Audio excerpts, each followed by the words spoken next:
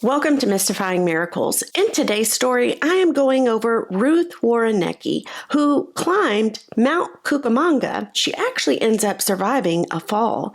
I'm going to get into it, so stay tuned.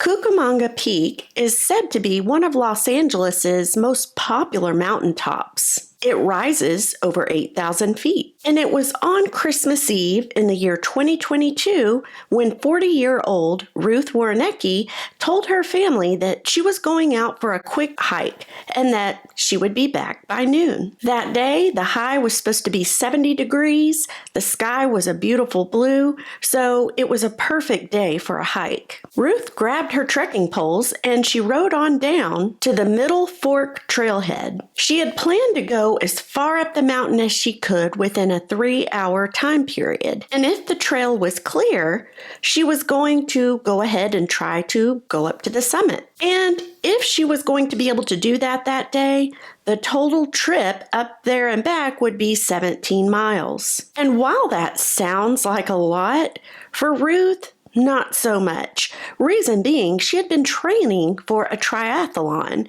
and she was used to already doing 50 miles a week, so this really wasn't that big of a deal. In addition, Ruth was raised at the foot of the Colorado Rocky Mountains, so she grew up running and hiking. It was a normal thing. Ruth says the first few miles were easy. It was beautiful. She loved smelling the pine trees, just breathing in that cool, crisp air. Her job was to work with homeless, and she also worked with the prison population.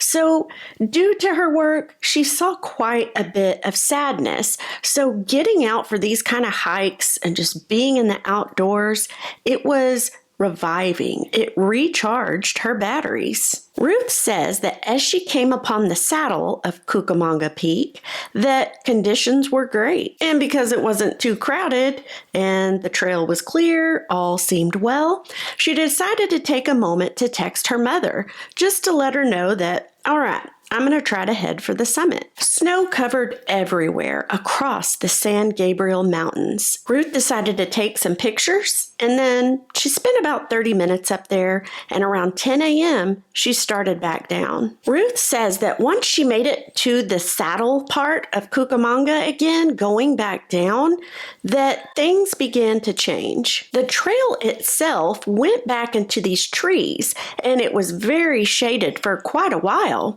So due to that, the temperatures dropped. The snow itself, it was no longer slushy and loose like it was going back up. It was now like glass. Ruth said she could feel her pulse just start to increase, and she knew she could run into some problems, obviously. She slowed her pace, and she said it required her full attention. So to do that, she took out her earbuds, zipped them in her pocket, and in addition, also zipped up her phone. That way she wouldn't be fumbling or distracted. She could just concentrate on this very slick part. Ruth grips her trekking poles tighter and tighter still. And the last thing she remembers is taking a step. And then that was it. Ruth slipped, falling almost 200 feet down the trail. And the only reason she stopped is because her body hit a tree. She and other hikers said that she avoided a fate that many other hikers in the area had met. And those hikers had either just gone missing and never been found, or were found dead. When Ruth woke up, she said she was laying there in the snow and she was looking up at all these other fellow hikers just staring down at her in concern. Those hikers had covered Ruth in emergency blankets, but they also packed her head wound with snow. Also in the distance, there was a helicopter coming.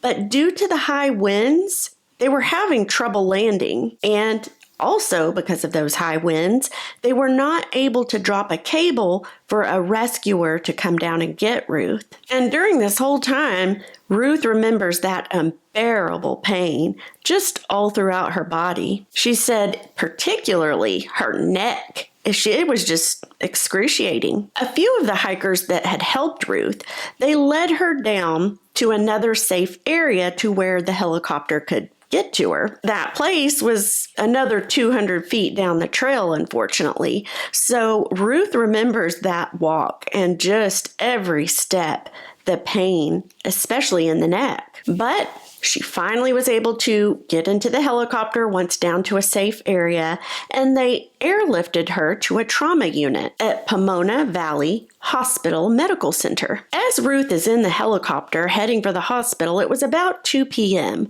So she was able to send out a text to her family to let them know what was going on, because remember, she was supposed to be home by noon. So her family, they were already panicking and trying to look for her. All in all, Ruth spent 5 nights in the ICU. She had to have 40 stitches and staples placed in her head. In addition, she had to have more stitches in her nose and mouth. It was also found that she had 3 cracked vertebrae in the back of her neck. And unfortunately, some of the pieces, I believe, had broken off and already moved. So this was very dangerous. Doctors told her that if her vertebrae were to shift a certain way, that she may never walk again. Thankfully, she was able to have emergency surgery where screws and a plate were placed, and all was well. And it was 6 days after the fall that Ruth took her first steps. She remembers it being so surreal, just what happened, the fact that she could have lost her ability to walk, but she also prayed a lot during those 5 nights in the hospital. She says she prayed day and night. There were several of those rescuers that day on the mountain that had helped her.